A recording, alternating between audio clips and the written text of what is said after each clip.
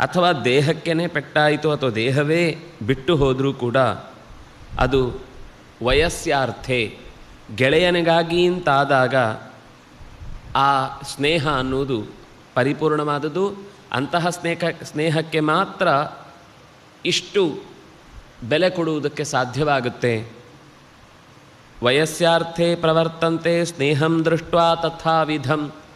ಜೀವಕ್ಕೆ ಜೀವ ಕೊಡಬಲ್ಲಂತಹ ಗೆಳೆತನಕ್ಕೆ ಯಾವುದು ಲಾಭ, ಯಾವುದು ನಷ್ಟ, ಯಾವುದು ದೋಷ ಅಥವಾ ಯಾವುದು ಲೋಪ, ಯಾವುದು ಕೊರತೆ ಅಥವಾ ಯಾವುದು ಹೀನತೆ, ಇದೇನೂ ಕೂಡ ಕಾಣಿಸುವುದಿಲ್ಲ. ಅಲ್ಲಿರುವ ಪ್ರಾಮಾಣಿಕವಾದಂತಹ ಸಹಜವಾದ ಒಲವು ಆಂತರಃ ಕೋಪಿ ಹೇತು.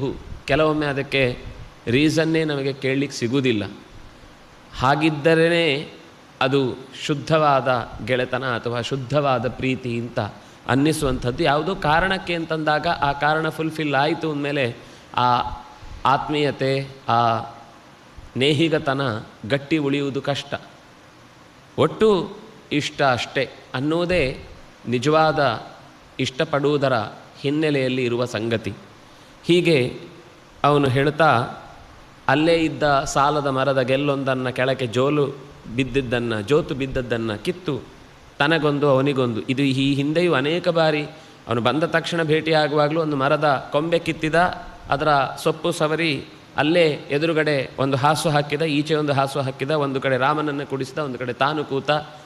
ಹೀಗೆ ಪ್ರತಿಯೊಂದು ಕಡೆಯಲ್ಲೂ ಕೂಡ ಆಸನ ಅಂತಂದಾಗ ಅಲ್ಲೇ ಮರದ ಟೊಂಗೆಯನ್ನು ಕತ್ತರಿಸುವುದು, ಎಲೆಗಳನ್ನು ಬಿಡಿಸಿ ಕೂತ್ಕೊಳ್ಳುವುದು.